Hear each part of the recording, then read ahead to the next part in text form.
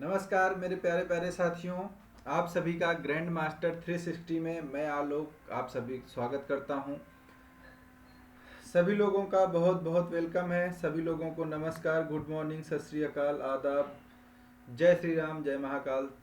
तो शुरू करेंगे आज की अपनी क्लास को। हमारी क्लास जो है आप लोगों को पता है कि करंट अफेयर्स की क्लास है और डेली हम 7 बजे जो है करंट अफेयर की क्लास जो है ये अपनी होती है। तो आज की क्लास स्टार्ट करेंगे। तो चलिए शुरू करते हैं। तो पहले सबसे पहले आप लोग बताएंगे कैसे हैं सभी लोग, तैयारी कैसे चल रही है आप लोग की। ठीक, तो सबसे ज़्यादा इम्पोर्टेंट है कि तैयारी एकदम बिंदास होती रहनी चाहिए। किसी भी प्रकार की बाधा है, कोई डाउट है, कोई सवाल है, कोई प्रश्न है आपके मन में, आपकी तैयारी से लेके आपके जीवन से लेके किसी भी चीज़ में, पर्सनली, प्रोफेशनली, ओकेजनली कोई भी प्रॉब्लम है, कोई शिकायत है, कोई सलाह है, तो आप साझा कर सकते हैं, जिसको मैं हमेशा से आप लोगों से कहते आया हूँ। तो चलिए स्वागत करता हूँ एक बार फिर से आप लोगों का ग्रैंड मास्टर 360 में, जहाँ पर आपको हर एक विषय की 360 कवरेज जो है प्रोवाइड कराई जाती है। तो शुरू करेंगे करंट अफेयर के 360 कवरेज के साथ आज की क्लास को। तो सबसे पहले आपके लिए एक जो शानदार मोटिवेशन हमेशा से रहा है, तो कहते हैं कि जिंदगी एक खेल है और अगर तुम इसे खिलाड़ी की तरह खेलोगे तो जीत जाओगे।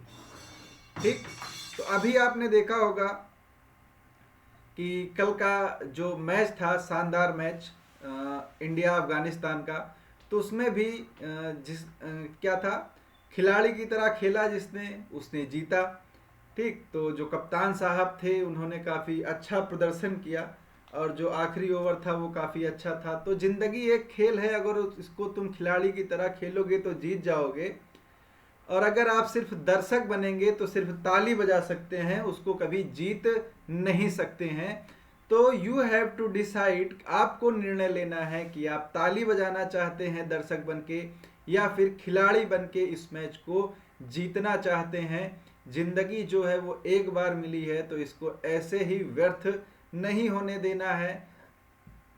एज निकलने के बाद कभी ये नहीं सोचना है कि काश ये कर लिया होता उस टाइम पर, तो आज जिंदगी कुछ और होती। क्योंकि देखिए 150 करोड़ की जनसंख्या है, ठीक, 150 करोड़ की जनसंख्या है भारत की, और उसमें ये जो छोटी छोटी वैकेंसियां निकलती हैं, अगर इसको आप भुना लेते हैं, इसमें आप सफलता पा लेते हैं, तो आपसे बेटर इस 150 करोड़ जनसंख्या में कोई नहीं है, आपकी भी नज़र में, आपके माता पिता की भी नज़र में।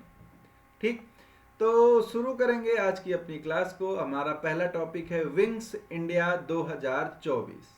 ठीक, तो नाम से पता चलता है विंग्स इंडिया के कि कुछ तो ऐसा है जो जहाज़ों से जुड़ा होगा।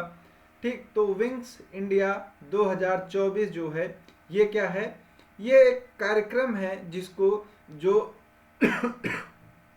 सिंधिया जी का मंत्रालय है, ज्योतिरादित्य सिंधिया जो है, क्या है वो, नागरिक उड्डयन विमानन मंत्रालय, तो इसके द्वारा जो है वो हैदराबाद में आयोजित किया जा रहा है। ठीक है, कहाँ पर, हैदराबाद में आयोजित किया जा रहा है क्या, विंग्स इंडिया 2024। ठीक, विंग्स इंडिया 2024 इसको आयोजित किया जा रहा है। ये क्या है, इसमें क्या होता है, इसमें जो बहुत सारी जो कंपनियां होती हैं जो विमानन के क्षेत्र से जुड़ी होती हैं वो आती हैं। तो सबसे इम्पोर्टेंट क्या होता है किसी भी आयोजन की, थीम। ठीक, सबसे ज़रूरी क्या होती है उसकी थीम। तो जो विंग्स इंडिया 2024 है उसकी थीम है अमृत काल में भारत को विश्व से जोड़ना, भारत नागर विमानन @ 2047 के लिए मंच तैयार करना। ठीक, तो एक बार फिर से इसको जो है आप लोग ध्यान में रखेंगे। ठीक, ध्यान में रखने का मतलब क्या है कि जो थीम है ये पेपर में आपसे पूछी जाती है। तो थीम क्या है, अमृत काल में भारत को विश्व से जोड़ना, भारत नागर विमानन @ 2047 के लिए मंच तैयार करना, ये इसकी क्या है, थीम है। ठीक, तो इसको आपको याद रखना होगा, ये आपको याद रखना चाहिए। ठीक, आयोजन कहाँ पर हो रहा है? हैदराबाद में हो रहा है, ये भी आपको याद रखना है। क्लियर?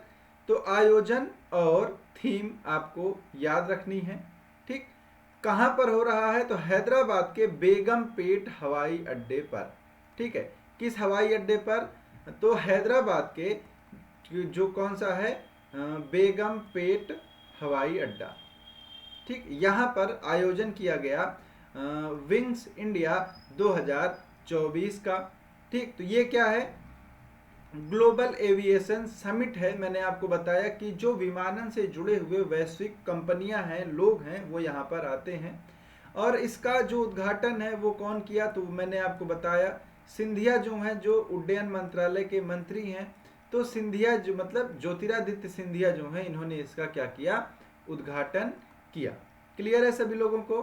ठीक, इसका आयोजन जो किया जा रहा है, भारतीय हवाई अड्डा प्राधिकरण ने नागर विमानन मंत्रालय और भारतीय उद्योग मंडल परिसंघ फिक्की के साथ इस द्विवार्षिक कार्यक्रम का आयोजन किया है। ठीक, मतलब ये क्या है? द्विवार्षिक कार्यक्रम है। द्विवार्षिक का मतलब कि इसको 2 साल में एक बार आयोजित किया जाता है। मतलब 2 साल में एक बार आयोजित किया जाता है। किसके द्वारा इस बार आयोजित किया गया? तो नागर विमानन मंत्रालय और फिक्की के द्वारा। क्लियर सभी लोगों को? ठीक, तो ये क्या है? अब इसमें जो घोषणाएं की गई वो क्या हैं? तो इसमें जो मेजर घोषणाएं हैं वो 7 हैं। ठीक है, 7 घोषणाएं जो है वो की गई हैं। पहली घोषणा क्या है? फिक्की और केपीएमजी द्वारा नागर विमानन पर संयुक्त नॉलेज पेपर का विमोचन, उड़ान 5.3 का शुभारंभ, अधिक विमानों की खरीद के साथ एयरबस एयर इंडिया प्रशिक्षण केंद्र का शुभारंभ और आने वाले वर्षों में 10 उड़ान सिमुलेटर और 10,000 पायलटों को प्रशिक्षित करने के साथ गुरुग्राम में एक क्या है? प्रशिक्षण केंद्र की स्थापना की जाएगी। उड़ान सिमुलेटर आपको मैं बता दूं, ठीक है, क्या है? उड़ान सिमुलेटर जो है ये क्या होता है? जब जो ट्रेनिंग दी जाती है पायलट्स को, तो पायलटों को जब ट्रेनिंग दी जाती है तो वो सीधे जहाज में नहीं बिठाया जाता उनको। ठीक, एक सिमुलेटर होता है, वो जमीन पर ही होता है। और प्रयोग कैसे होता है उसका?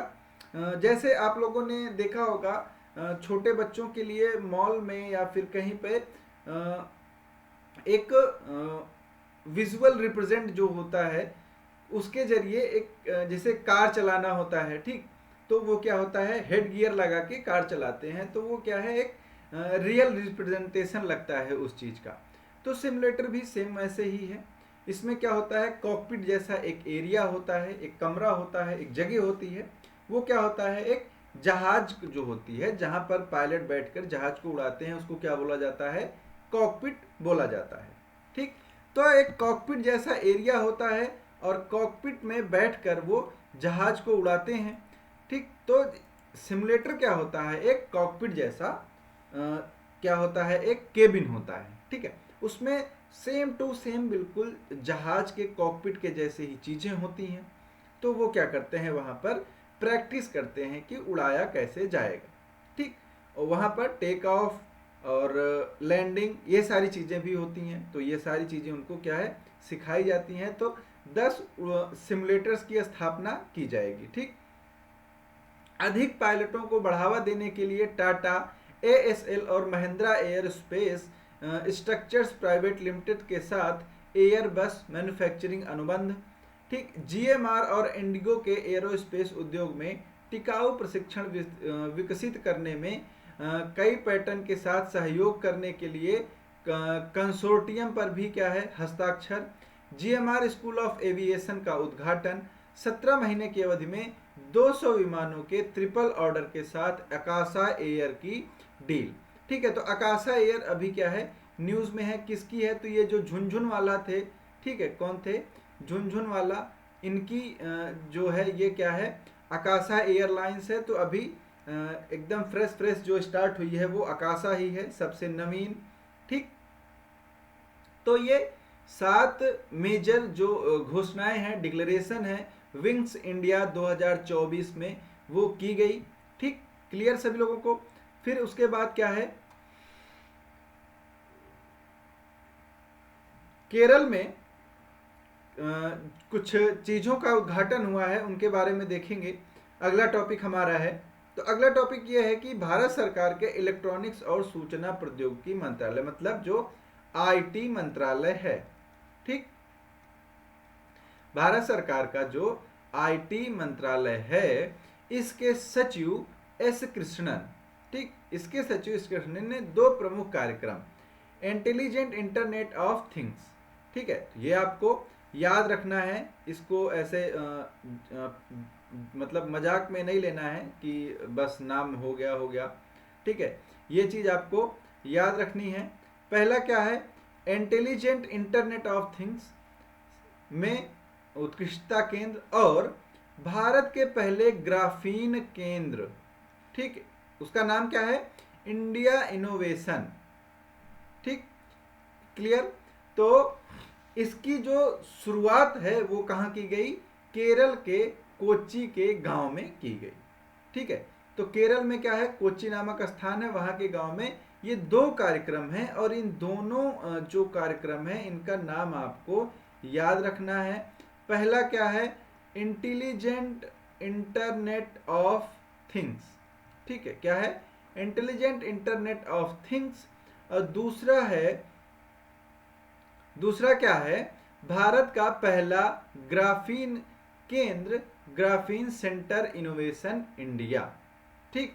तो ये दो कार्यक्रम हैं जिनको शुरू किया गया, ठीक है। IIoT मतलब intelligent internet of things sensor में COE इलेक्ट्रॉनिक्स और सूचना प्रौद्योगिकी मंत्रालय, भारत सरकार और केरल सरकार द्वारा मेकर्स विलेज कोच्चि में नेटवर्क डिवाइस सेंसर सिस्टम में इंटेलिजेंट सेंसर के अनुप्रयोग के व्यापक स्पेक्ट्रम को कवर करने वाले इंटेलिजेंट IoT सिस्टम के दायरे में सेंसर के विकास को उत्प्रेरित करने के लिए स्थापित एक अनूठी सुविधा है। ओवरऑल जो बताया जा रहा है, ये सिंपल सी बात ये है कि जो इंटेलिजेंट इंटरनेट ऑफ थिंग्स है, ये जो इंटेलिजेंट सेंसर्स हैं, ठीक, सेंसर्स आपको पता होगा, आपने अपने फ़ोन में भी सेंसर देखा होगा कि जैसे जो फ़ोन का, जैसे मैं आपको बताऊं कि जैसे ये फ़ोन है, ठीक, तो फ़ोन में जैसे आपने फ़ोन किया, मैं आपको दिखाता हूँ, कस्टमर केयर पर फ़ोन करते हैं 198, ठीक, तो अब हमने क्या किया, फ़ोन किया, ठीक है, तो अब ये फ़ोन चल रहा है, लाइट जल रही है, ठीक। अब हम क्या करेंगे, यहाँ पर एक सेंसर होता है, अगर हम इसको ऐसे ढकेंगे तो ये लाइट क्या है, बंद हो जाती है ना। देखिए ये क्या हो गया, बंद हो गया, क्लियर। फिर हटाया, फिर लाइट जल गई।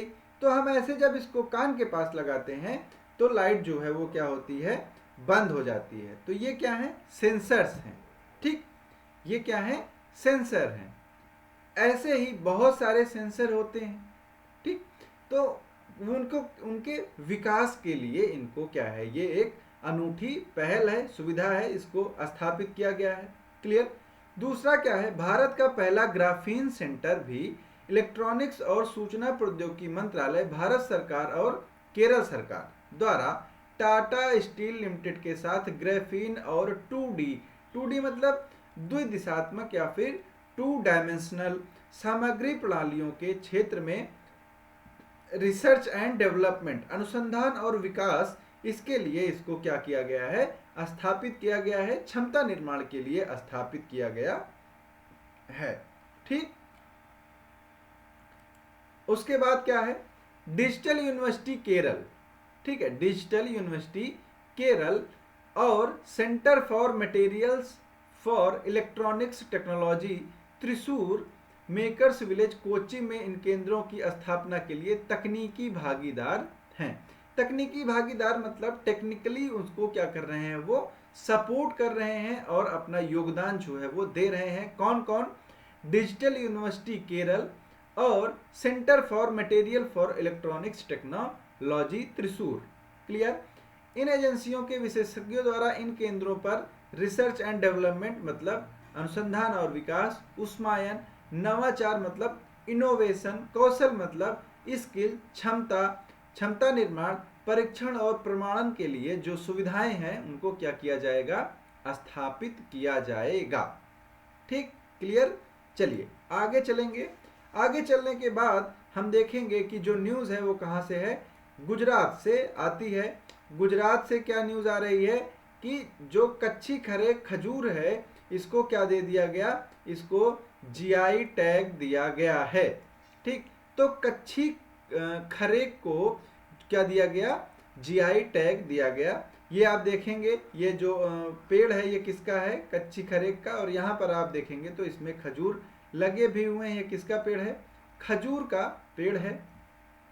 ठीक, तो इस हिसाब से कच्ची खरेक जो है, ठीक है, ये कहाँ पर होता है, जो गुजरात में कच्छ है, ठीक है, कच्छ का रण बोला जाता है, तो कच्छ में इनकी जो है वो खेती की जाती है। क्लियर सभी को। तो इसकी खेती की जाती है, इसे हाल ही में क्या हुआ, जीआई टैग प्रदान किया गया, भौगोलिक संकेतक जो है वो प्रदान किया गया है। क्लियर। तो मैंने आपको बताया है कि जो भौगोलिक संकेतक है, जीआई टैग है, वो अभी हाल ही में बहुत सारी जो वस्तुएं हैं उनको प्रदान किया गया। जैसे उड़ीसा का रसगुल्ला हो गया, इसको प्रदान किया गया। सिमलीपाल की काई चटनी है, उसको प्रदान किया गया। तो जो काई चटनी है ये काफ़ी न्यूज़ में थी, ये आपके लिए बहुत इंपॉर्टेंट है। मैं हमेशा से बताते आया हूँ, जब इस टॉपिक को मैंने डिस्कस किया था तब भी मैंने आपको बताया था कि काई चटनी मोस्ट इंपॉर्टेंट जीआई टैग है जो आपसे पूछा जा सकता है। क्लियर। उसके बाद पश्चिम बंगाल की साड़ियाँ हैं, ठीक है, उड़ीसा का रसगुल्ला है, हनुमानगढ़ी का लड्डू है। ठीक, इन सबको क्या हुआ, जीआई टैग दिया गया। अब इसके साथ ही और कौन जुड़ जाता है इस लिस्ट में, कच्ची खरेक, मतलब कच्छ के जो खजूर हैं वो भी इस लिस्ट में ऐड हो जाते हैं। क्लियर। तो देखिए जो एक तो हाँ, यहाँ पर मैं आपको एक बार ये चीज बताना चाहूंगा कि जो काई चटनी है वो क्या होती है, जो लाल बुनकर चींटियां होती हैं उनको क्या है पकड़कर बनाई जाती है। ठीक है, तो ये जो सिमलीपाल है वहाँ के जो आदिवासी समूह हैं वो इसका निर्माण करते हैं, मतलब वो इसको एक तरह से बनाते हैं।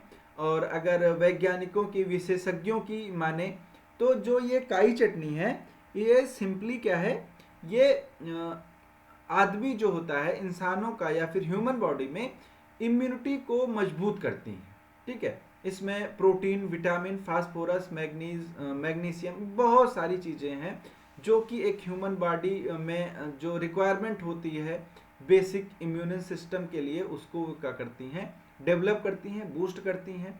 और ये अगर आप जीआई टैग्स में देखेंगे तो सबसे इंपॉर्टेंट है, मैं फिर से आपको बता रहा हूँ, तो काई चटनी आपको जरूर याद रखना है।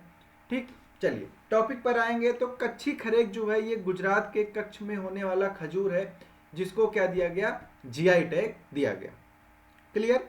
तो जीआई टैग जो दिया जाता है वो किस लिए दिया जाता है, जीआई टैग प्रदान करने का मतलब है कि जो भी लोग हैं, ठीक, लोग का मतलब कि सिंपल सा है जीआई टैग का कि कोई भी ऐसी वस्तु जो कोई लोग हैं, एक विशेष जाति है, जनजाति है, विशेष स्थान है, या फिर उसको बनाने की एक विशेष विधि है, या फिर उसके उत्पादन की एक विशेष विधि है।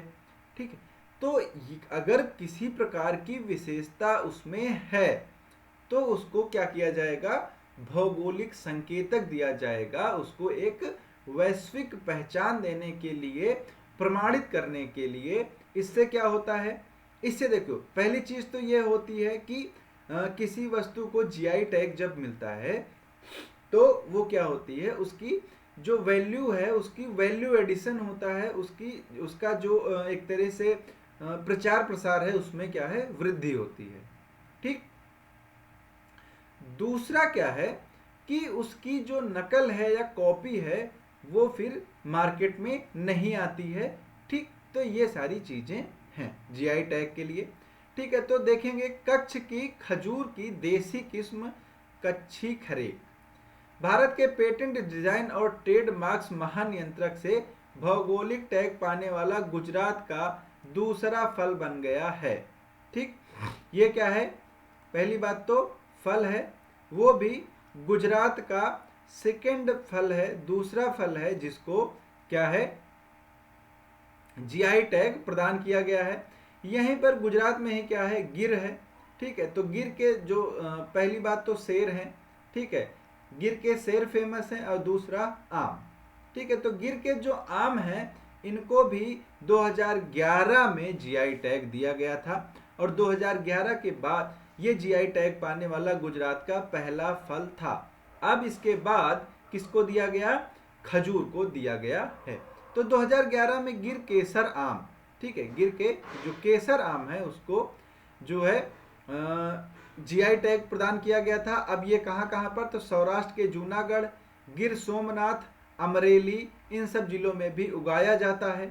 ठीक, और 2011 में ही भाल क्षेत्र में एक क्या है, भालिया गेहूं। ठीक है, क्या है, भालिया गेहूं, इसको भी जीआई टैग दिया गया था। क्लियर।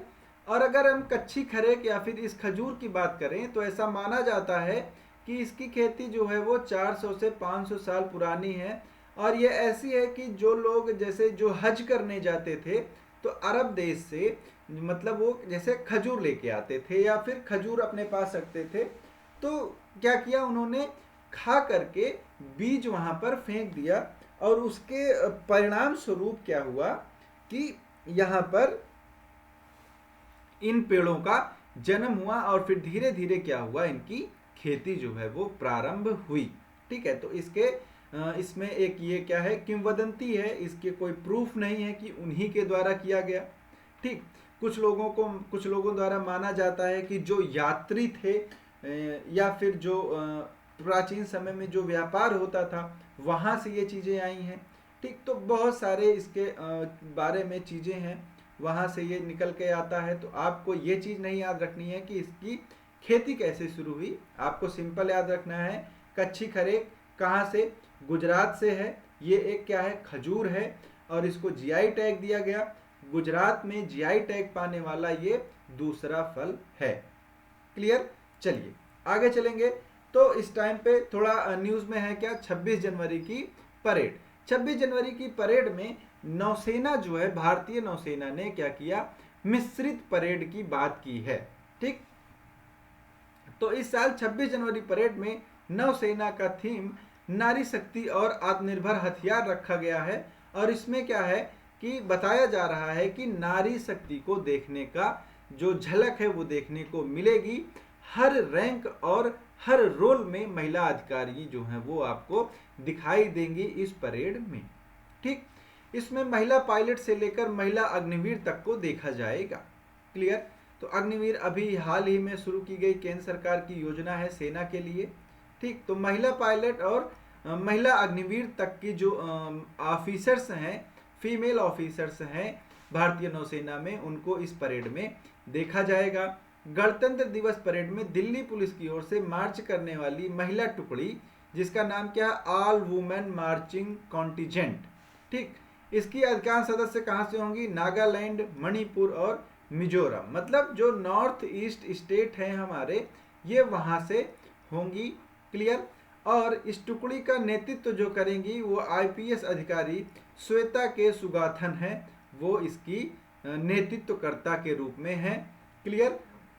तो अभी ये चीजें क्या है, होने वाली हैं। तो इससे रिलेटेड और भी चीजें आपको अभी जो है वो देखने को मिलेंगी। ठीक, चलिए फिर न्यूज में है रोहित शर्मा जी। और रोहित शर्मा के बारे में तो क्या ही कहना है, मैच का आनंद, जो लोग मैच के शौकीन होंगे तो उनको अच्छे से पता होगा कि अभी 2 दिन पहले क्या हुआ है। ठीक, तो किस लिए ये न्यूज़ हम यहाँ पर पढ़ रहे हैं इसके बारे में उनको पहले से ही अंदाज़ा हो गया होगा। तो क्या हुआ कि परसों जो है वो इंडिया और अफगानिस्तान के बीच में तीसरा T20 मैच श्रृंखला का खेला गया और उसमें रोहित शर्मा ने अपना 5वां जो शतक है वो बनाया।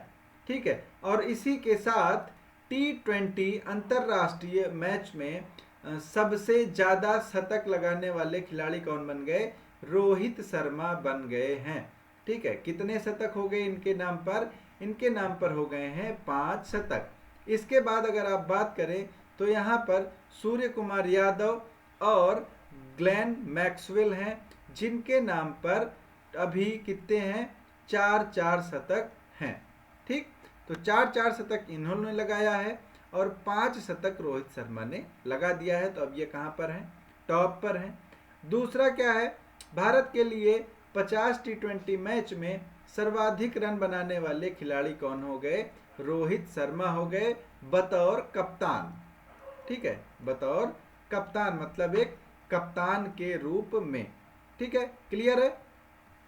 तो यहां पर देखेंगे क्या बताया जा रहा है कि रोहित शर्मा ने अफगानिस्तान के खिलाफ बेंगलुरु में शानदार शतक लगाया। उन्होंने अंतरराष्ट्रीय T20 में अपना 5वां शतक लगाया और 5 शतक लगाने वाले वो पहले बल्लेबाज बन गए हैं।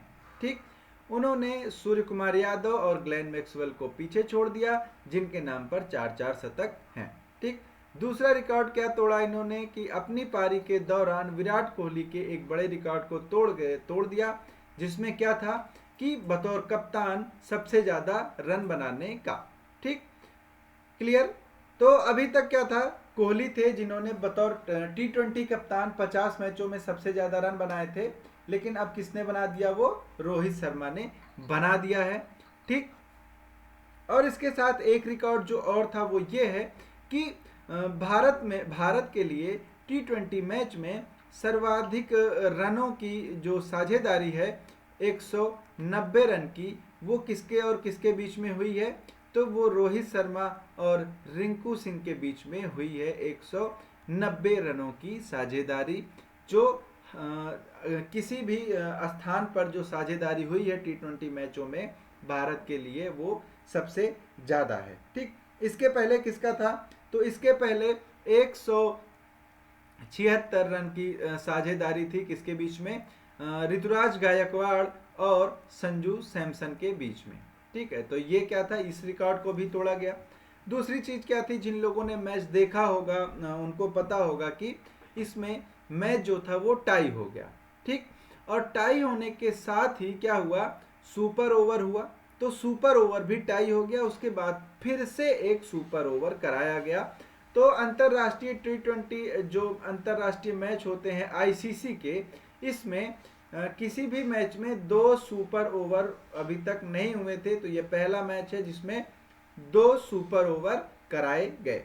क्लियर। तो ये सारे रिकॉर्ड्स थे, आपको इसमें से क्वेश्चन कोई ना कोई पूछा जा सकता है, तो ये आप याद रखेंगे। उसके बाद क्या है, छत्तीसगढ़ सरकार की एक योजना है जिसका नाम है महतारी वंदना योजना। ठीक है, तो जैसे आपको पता होगा कि एक योजना क्या चल रही है, मातृ वंदना योजना। ठीक है, क्या है, मातृ वंदना योजना। तो मातृ का मतलब होता है माँ और महतारी का भी मतलब क्या होता है, माँ। तो सबसे पहले ये योजना कहाँ पर चलाई गई, छत्तीसगढ़ सरकार के द्वारा। तो आपको पता होगा कि अभी हाल में ही छत्तीसगढ़ में बीजेपी की गवर्नमेंट बनी, तो इन्होंने वादा किया था इस योजना को लागू करने के लिए। तो इन्होंने इस योजना की जो घोषणा की थी वो नवंबर 2023 में, मतलब जब चुनाव का माहौल था तब की थी। ठीक है, तो चुनाव जीतने के बाद इन्होंने इसको लागू करने का फैसला किया है। ये किसके लिए है, पहली बात, योजना का नाम क्या है, महतारी वंदना योजना। घोषणा कब हुई उसकी, नवंबर 2023 में। किस राज्य में, छत्तीसगढ़ में। किसके द्वारा की गई, तो छत्तीसगढ़ सरकार के द्वारा। तो बीजेपी पार्टी या छत्तीसगढ़ सरकार। अभी ये सक्रिय नहीं है। किसके लिए है, छत्तीसगढ़ की विवाहित जो महिलाएं हैं उनके लिए है। और इसका उद्देश्य क्या है, उद्देश्य है आर्थिक सहायता देना। और ये विवाहित महिलाएं क्या हैं, 23 वर्ष से 60 वर्ष की उम्र की जो महिलाएं हैं, ये उनके लिए लाई गई योजना है। ठीक, क्लियर। तो ये क्या है, महतारी वंदना योजना। आपको राज्य का नाम याद रखना है। ठीक, इसके बाद आता है तमिलनाडु इंटरनेशनल बैलून फेस्टिवल। ठीक है, तो अब बैलून से आपको गुब्बारे पर नहीं जाना है। तो ये बिल्कुल भी वैसा वाला बैलून फेस्टिवल नहीं है जैसा आप सोच रहे हैं। ठीक, ये क्या है, हॉट एयर बैलून फेस्टिवल है। ठीक, और ये हॉट एयर बैलून फेस्टिवल जो मनाया गया, ये क्या है, 12 से 16 जनवरी के बीच में आयोजित किया गया। कहाँ पर, तमिलनाडु में, और ये 9वां संस्करण था। ठीक है, क्या था? 9वां संस्करण था Tamil Nadu international balloon festival, TNIFB। ठीक, तो इसका फुल फॉर्म क्या है? Tamil Nadu international balloon festival, Tamil Nadu अंतरराष्ट्रीय बैलून महोत्सव। ठीक, इसमें क्या है कि पहली बात, इसको आयोजित कहाँ किया गया? तो पोलाची में। ठीक है, कहाँ पर? पोलाची में। ये कहाँ पर है? कोयम्बटूर में है। ठीक है, तो कोयम्बटूर के पोलाची में इसको जो है वो आयोजित किया गया। ठीक है, इसमें कौन अध्यक्ष? GD गोपालकृष्णन ने क्या किया? इसका उद्घाटन किया, या 16 जनवरी तक जो है वो आयोजित किया गया, चलेगा नहीं, आयोजित किया गया। ठीक, इसमें क्या है, जो बहुत लोग होते हैं, जैसे पायलट होते हैं हॉट एयर बैलून्स के। हॉट एयर बैलून्स आपको पता होगा कि एक तरह से सफारी के लिए यूज़ किया जाता है, इसको थोड़ा राइड्स के लिए, कि गर्म हवा गुब्बारे में भरती है, नीचे एक बास्केट जैसा होता है, उसमें लोग बैठते हैं, और फिर वो धीरे धीरे क्या है, ऊपर जाता है, और उस आप क्या कर सकते हैं, हवाई यात्रा थोड़ी इंजॉय के साथ कर सकते हैं। तो यहाँ पर देखिए अलग अलग प्रकार से ये अलग अलग शेप में थे जिनका आयोजन किया गया। ठीक है, तो यहाँ पर United Kingdom, France, Netherland, Spain, Japan, Thailand, Vietnam के प्रतिभागियों ने गर्म हवा के गुब्बारे जो है वो अपने चलाए। ठीक है, तो ये सारी चीज़ें हैं, ये आप मतलब पढ़ सकते हैं, इतना ये इम्पोर्टेंट नहीं है। जो इम्पोर्टेंट है वो मैं आपको बता रहा हूँ, वो क्या है कि संस्करण कौन सा था? 9वां संस्करण था। कहाँ आयोजित किया गया? तो तमिलनाडु के कोयम्बटूर के पोलाची नामक स्थान पर इसका आयोजन किया गया। ठीक है, कब से कब तक? तो 12 जनवरी से 16 जनवरी तक इसका आयोजन जो है वो किया गया। ठीक, आगे बढ़ेंगे। अगला टॉपिक है मोहजूज। मोहजूज क्या है? आप ये क्या करेंगे, ये असम में मनाया जाता है, और ये क्या है? भैंसे की लड़ाई है। ठीक है, किसकी? भैंसे की लड़ाई है। इसमें भैंसों को आपस में क्या है, लड़ाया जाता है। ठीक है, तो सिंपली क्या हुआ कि इस पर बैन था। ठीक है, तो इसीलिए ये न्यूज़ क्या है, इंपॉर्टेंट हो जाती है। 9 साल बाद ये मोहजूज मनाया गया। कहाँ पर? असम में। जब माघ बिहू का उत्सव होता है, मैंने आपको माघ बिहू पढ़ाया था। ठीक, तो जब माघ बिहू का उत्सव होता है तो फिर उसके बाद मोहजूज जो है वो मनाया जाता है इसी उत्सव के दौरान। ठीक, ठीक है, तो मोरीगांव जिले में माघ बिहू उत्सव के रूप में आहातगुरी में 9 साल के बाद इसका आयोजन किया गया। ठीक है, इसके पहले क्या होता है, इसमें जो मतलब भैंसे होते हैं और उनको क्या है, आपस में लड़ाया जाता है। ठीक है, इसको क्या बोलते हैं? मोहजूज। ठीक है, और इसमें एक और होता है, जो बुलबुल पक्षी होती है उनको भी आपस में क्या है, लड़ाया जाता है।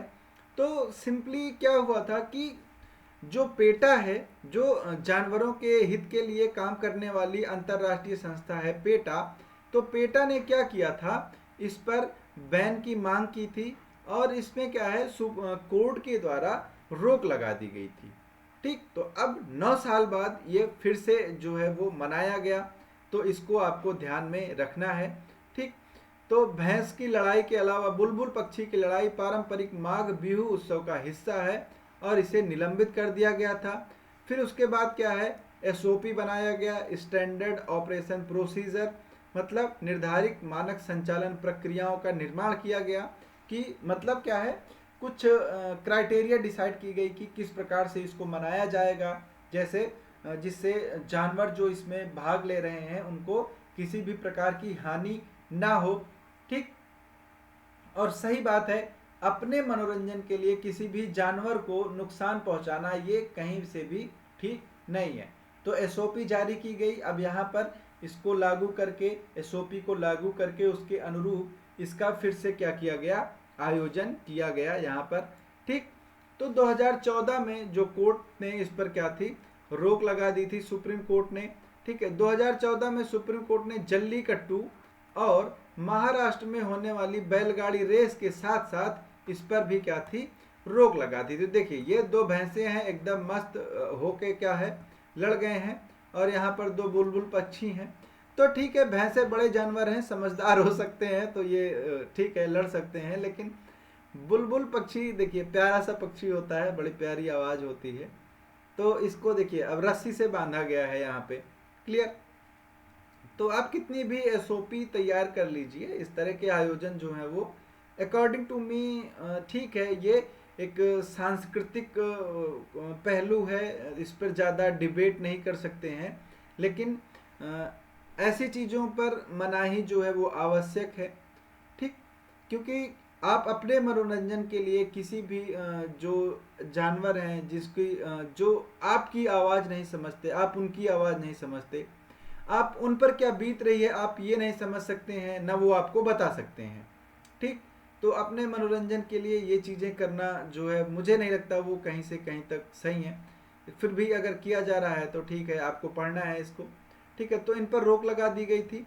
हालांकि पिछले साल मई में 5 जजों की सुप्रीम कोर्ट की बेंच ने तमिलनाडु, महाराष्ट्र, कर्नाटक सरकार के कानून में संशोधन को बरकरार रखा। इन राज्यों में पशुओं पर क्रूरता अधिनियम में संशोधन किया गया था। इसके बाद जल्लीकट्टू, मतलब जल्लीकट्टू क्या है, एक बैल को छोड़ा जाता है, उसके सींग में सिक्कों को बांधकर, और एक सीमा रेखा होती है। तो वो बैल जब तक उस सीमा रेखा को पार करता है उसके पहले पहले उस सिक्के की पोटली को उसके सींग से निकालना रहता है, और जो उस सिक्के की थैली को निकाल लेता है वो क्या होता है, जीतता है। इसी तरह क्या है, कंबाला है। कंबाला क्या होता है, इसमें बैलों की जोड़ी होती है, उनके साथ दौड़ा जाता है। आपने कंटारा मूवी देखी होगी, है ना।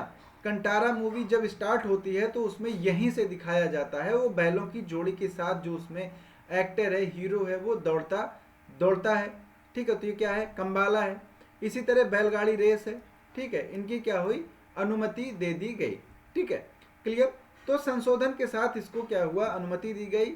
जल्लीकट्टू के लिए अध्यादेश लाया गया था केंद्र सरकार के द्वारा, ठीक। तो ये सारी चीजें हैं। अगर मोह जूझ के जो इसका हिस्ट्री है इसकी बात करें तो 200 साल पहले 30वें अहोम राजा कौन है, असम के राजा थे। इनका नाम क्या था, स्वर्गदेव रुद्र। इन्होंने इसकी शुरुआत की थी, और शुरुआत में ये हाथियों और चिड़ियों की लड़ाई भी करवाया करते थे। ये आयोजन समाज को साथ लाने के लिए किया जाता था। नागांव में इसको देखने के लिए हजारों लोग जो है वो जुटे थे। इसमें पीयूष हजारिका जो असम के मंत्री हैं ये भी थे, और जो मुख्यमंत्री हैं और उनकी पत्नी वो भी यहाँ पर शामिल थी। उसके बाद इंपॉर्टेंट टॉपिक आ जाता है अरुणाचल प्रदेश से, ये क्या है, हॉर्नबिल संरक्षण, ठीक है। हॉर्नबिल संरक्षण 3 दिवसीय संरक्षण 18 से 20 जनवरी 2022 के बीच कहाँ पर, सॉरी ये 24 होगा, इसमें ये मनाया जाएगा, ठीक है। कहाँ पर, पक्के टाइगर रिजर्व सिजोसा अरुणाचल प्रदेश में, ठीक है, क्लियर। तो ये कार्यक्रम जो है वो पक्के टाइगर रिजर्व और पक्के पागा हॉर्नबिल महोत्सव समिति द्वारा आयोजित किया जाएगा, ठीक है। तो ये क्या है, हॉर्नबिल पक्षी है, इसके संरक्षण के लिए अरुणाचल प्रदेश में ठीक है, कहाँ पर, अरुणाचल प्रदेश में 1 से 10 दिसंबर हर साल जो है वो क्या मनाया जाता है, हॉर्नबिल महोत्सव भी मनाया जाता है। किसके लिए, इस पक्षी के संरक्षण के लिए।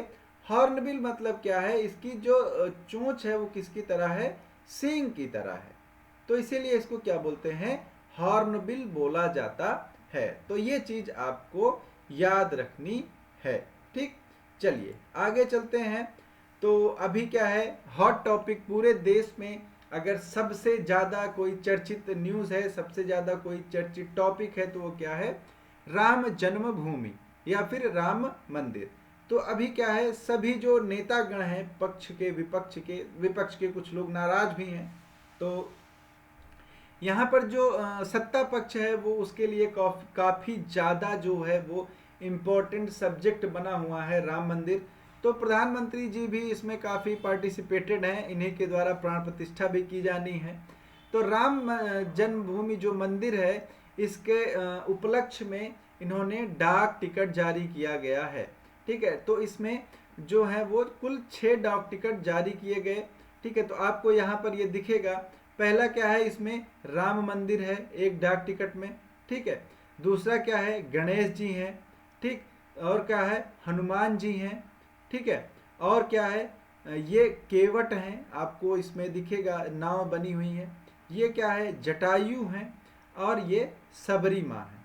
ठीक है, तो ये 6 डाक टिकट जो है वो प्रधानमंत्री के द्वारा कहाँ है, जारी किए गए। ठीक, और क्या है, इसमें एक पुस्तक भी जारी की जिसमें 48 पेज की इस किताब में 20 देशों के टिकट हैं। क्लियर, तो ये सारी चीज़ें हैं राम जन्मभूमि से रिलेटेड।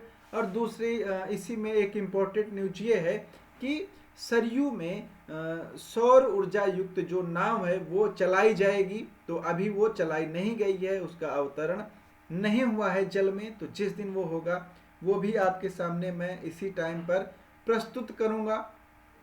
उसके बाद बुक का लॉन्च किया गया, fertilising the future, Bharat march towards fertiliser self sufficiency. ठीक है, तो इस बुक का लॉन्च जो है वो किसने किया, जगदीप धनखड़ ने किया। ठीक है, जगदीप धनखड़ कौन है, उपराष्ट्रपति हैं। इस बुक को लिखा किसने है, तो डॉक्टर मनसुख मंडाविया ने लिखा है, जो क्या है, रसायन और उर्वरक मंत्री हैं। अगर बात करते हैं इस बुक के हिंदी संस्करण की, तो उसका नाम क्या है, उर्वरक आत्मनिर्भरता की राह पर भारत। ठीक है, तो ये क्या है, ये इस बुक का हिंदी संस्करण का नाम है। ठीक है, अगला क्या है, C4IR। तो तेलंगाना को जल्द ही एक उपलब्धि हासिल होगी। आप लोगों को पता है कि जो वर्ल्ड इकोनॉमिक फोरम है उसकी जो 2024 की बैठक है वो दावोस में आयोजित की जा रही है। ठीक है, तो दावोस में आयोजित की जा रही है, तो तेलंगाना का प्रतिनिधिमंडल भी गया है और राजधानी में अपना चौथा औद्योगिक क्रांति केंद्र C4IR स्थापित करने पर सहमत हो गया है। ठीक, तो यहाँ पर WEF के अध्यक्ष बोर्गे ब्रेंडे और स्विट्जरलैंड के जो दावोस में चल रहा है, ये वहाँ पर क्या है, वर्ल्ड इकोनॉमिक फोरम के अध्यक्ष हैं बोर्गे ब्रेंडे। और तेलंगाना के जो मुख्यमंत्री हैं रेवंत रेड्डी, इन दोनों के मध्य में ये समझौता हुआ है। इसको जल्दी ही लॉन्च किया जाएगा। क्लियर, फिर उसके बाद अगला टॉपिक हमारा है सू रेडफर्न। सू रेडफर्न क्या है, ICC की महिला एम्पायर हैं। ठीक, तो ये न्यूज़ में है, इनके बारे में समाचार क्या है कि T20 अंतरराष्ट्रीय सीरीज में ICC द्वारा नियुक्त होने वाली पहली महिला तटस्थ अंपायर होंगी। ठीक, तो ये कहाँ की हैं, इंग्लैंड की हैं, और ऑस्ट्रेलिया और दक्षिण अफ्रीका के बीच आगामी महिला T20 मैच में ये एम्पायरिंग करेंगी और ICC द्वारा नियुक्त पहली महिला तटस्थ एम्पायर ये होंगी। ठीक, तटस्थ एम्पायर का मतलब होता है कि जैसे दो देश खेल रहे हैं, जैसे ऑस्ट्रेलिया और दक्षिण अफ्रीका मैच खेल रहा है, तो ये कहाँ की हैं, इंग्लैंड की हैं। ये ना तो ऑस्ट्रेलिया की हैं ना ही दक्षिण अफ्रीका की हैं। ठीक, तो ये क्या है, तटस्थ हैं, न्यूट्रल हैं। ठीक, तो इनको नियुक्त किया गया है। और क्या है, सभी ICC महिला चैंपियनशिप सीरीज और T20 अंतर्राष्ट्रीय मैच के लिए ICC के एक तटस्थ एम्पायर नियुक्त करने के फैसले के बाद रेडफर्न की नियुक्ति की गई। अगर इनके बारे में बात करें तो 1995 से 1999 के बीच इंग्लैंड के लिए 6 टेस्ट और 15 वनडे मैच इन्होंने खेले थे। ठीक, जिनमें से भारत में 1997 में विश्व कप के 4 मैच भी शामिल थे। क्लियर, तो ये थे आज के सारे करंट अफेयर। चलते हैं जो हमारे क्वेश्चंस हैं उनकी तरफ। तो एशिया के सबसे बड़े विमानन एक्सपो विंग्स इंडिया 2024 का आयोजन कहाँ किया जा रहा है। ठीक, तो इसका आयोजन किया गया हैदराबाद में, मैंने आपको अभी अभी बताया है। इसका उद्घाटन किसने किया, तो इसका उद्घाटन किया जो उड्डयन मंत्रालय के मंत्री हैं सिंधिया। तो सिंधिया ने इसका बेगमपेट हवाई अड्डे से क्या किया, उद्घाटन किया। ठीक, इसमें 106 देशों के 1500 प्रतिनिधि और 5000 व्यापारिक आगंतुक शामिल हैं। ठीक है, अगला क्वेश्चन क्या है, अगला क्वेश्चन है हमारे पास, विश्व आर्थिक मंच भारत के किस राज्य में स्वास्थ्य देखभाल और जीवन विज्ञान पर आधारित केंद्र स्थापित करेगा? मतलब C4IR जो अभी मैं आपको बता रहा हूं, जो मैं आपको बता के आ रहा हूं अभी, तो वो क्या है? तेलंगाना।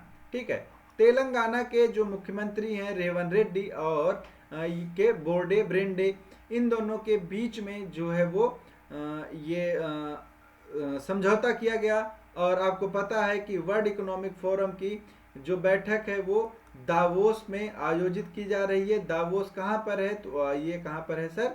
स्विट्जरलैंड में है। तो अगर आपसे पूछा जाता है वर्ल्ड इकोनॉमिक फोरम 2024 की बैठक कहाँ आयोजित की गई, तो दावोस स्विट्जरलैंड में आयोजित की गई। ठीक, तो ये सारी चीजें हो जाती हैं C4IR के बारे में। आगे चलते हैं, भारत की पहली सौर ऊर्जा से चलने वाली नाव का संचालन किस नदी में किया जाएगा? तो वो सरयू नदी में किया जाएगा, जो कहाँ पर है? अयोध्या में स्थित है। और अभी ये नाव क्या है? अभी इसका जलावतरण नहीं हुआ है, ट्रायल फेज में है। तो जैसे ही इसका जलावतरण होता है फिर सारी जो इम्पोर्टेंट चीज़ें हैं वो आपको बताई जाएंगी। तो भारत में पहली बार उत्तर प्रदेश में आयोजित सरयू नदी में सौर ऊर्जा से चलने वाली नाव का संचालन किया जाएगा। इसका जो निर्माण है, संचालन है, वो यूपी नेडा के द्वारा किया गया है। ठीक, तो उसके बाद चलेंगे अगले क्वेश्चन पर। हमारा अगला क्वेश्चन है, अयोध्या में राम मंदिर को समर्पित स्मारक डाक टिकटों की एक सीरीज किसने लॉन्च की? तो अभी ये हमारा टॉपिक अभी खत्म हुआ, नरेंद्र मोदी जी के द्वारा लॉन्च किया गया। इसमें 6 डाक टिकट हैं, जिसमें सबसे ऊपर क्या है? सबसे राम मंदिर, फिर हनुमान जी, ठीक है, फिर गणपति बप्पा, उसके बाद जटायु, और इसके बाद केवट, और इसके बाद सबरी। ठीक है, तो ये 6 डाक टिकट हैं। और एक बुक भी लॉन्च की गई है जिसमें 20 देशों के टिकट जो हैं उनकी बात की गई है। तो ये जो है ये सारी चीज़ें हैं, आप सबको पता है 22 जनवरी को राम मंदिर की प्राण प्रतिष्ठा है। तो ये सारी चीज़ें हैं। फिर पूर्व नौसेना कमान के चीफ स्टाफ ऑफिसर ऑपरेशन के रूप में किसे नियुक्त किया गया? शांतनु झा, अंजय अरोड़ा, राजेंद्र शेरगिल, विजय सिन्हा। तो शांतनु झा को पूर्वी नौसेना कमान के चीफ स्टाफ ऑफिसर के रूप में नियुक्त किया गया है। ठीक है, तो शांतनु झा को पूर्व मुख्यालय में चीफ स्टाफ ऑपरेशन के रूप में नियुक्त किया गया। ठीक, ये क्या है? राष्ट्रीय रक्षा अकादमी से स्नातक और नेविगेशन एवं दिशा विशेषज्ञ हैं। क्लियर? इसका जो मुख्यालय है वो कहाँ है? तो इसका मुख्यालय विशाखापत्तनम आंध्र प्रदेश में है। किसका? पूर्वी नौसेना कमान का। ठीक, फिर उसके बाद T20 इंटरनेशनल में सर्वाधिक शतक लगाने वाले बल्लेबाज कौन बन गए हैं? तो वो बन गए हैं रोहित शर्मा। ठीक है, तो ये सारी चीज़ें मैंने आपको बता दी। इन्होंने अपना 5वां शतक लगाया है। इनके पीछे कौन कौन है? तो सूर्य कुमार यादव हैं और ग्लेन मैक्सवेल हैं, जिनके नाम पर सिर्फ 4 शतक यहाँ पर हैं। ठीक, क्लियर? उसके बाद क्या है? द्विपक्षीय श्रृंखला में आईसीसी द्वारा नियुक्त पहली महिला निष्पक्ष अंपायर कौन होंगी? तो सू रेडफर्न है। ठीक है, सू रेडफर्न को नियुक्त किया गया है। ये कहाँ की हैं? इंग्लैंड की जो है वो एम्पायर हैं, और ये साउथ अफ्रीका और ऑस्ट्रेलिया के बीच में होने वाला जो मैच है इसके लिए एम्पायरिंग करेंगी। क्लियर? सभी लोगों को यहाँ पर जो है वो चीज़ें क्लियर हो गई होंगी। तो ये हमारी क्लास थी। उम्मीद करता हूँ सभी लोगों को अच्छी लगी होगी। सभी लोगों को चलिए, तो अगर आपके पास हमेशा की तरह कोई सुझाव है, कोई राय है, कोई सलाह है, कोई आपकी कोई परेशानी है, आप उसको शेयर कर सकते हैं, कमेंट बॉक्स में बता सकते हैं। ठीक, तो चलिए मिलते हैं अगली क्लास में दमदार सेशन के साथ। तब तक के लिए मैं आलोक आप लोगों से विदा लेता हूं। आप अपनी पढ़ाई जारी रखिए। अपने माता पिता के सपनों को पूरा करने के लिए जी तोड़ मेहनत कीजिए। उससे बड़ा इस दुनिया में कोई चीज़ नहीं है। जब आप अपने दम पर अपने माता पिता के सपनों को साकार करेंगे। ठीक है, तो वो खुशी एक अलग लेवल की खुशी होगी जब आप वो अपना ज्वाइनिंग लेटर लेके सामने खड़े होंगे। तो जो वो खुशी के आंसू होंगे वो कभी भी आपसे ना भुलाए जा सकेंगे, ना ही आप उनको कभी भूलना चाहेंगे। ठीक है, तो चलिए विदा लेते हैं, मिलते हैं कल सेम टाइम सेम जगह। तब तक के लिए सभी लोगों को प्यार भरा नमस्कार, tata, bye bye, love you, take care, और सभी लोगों को जय हिंद, जय भारत।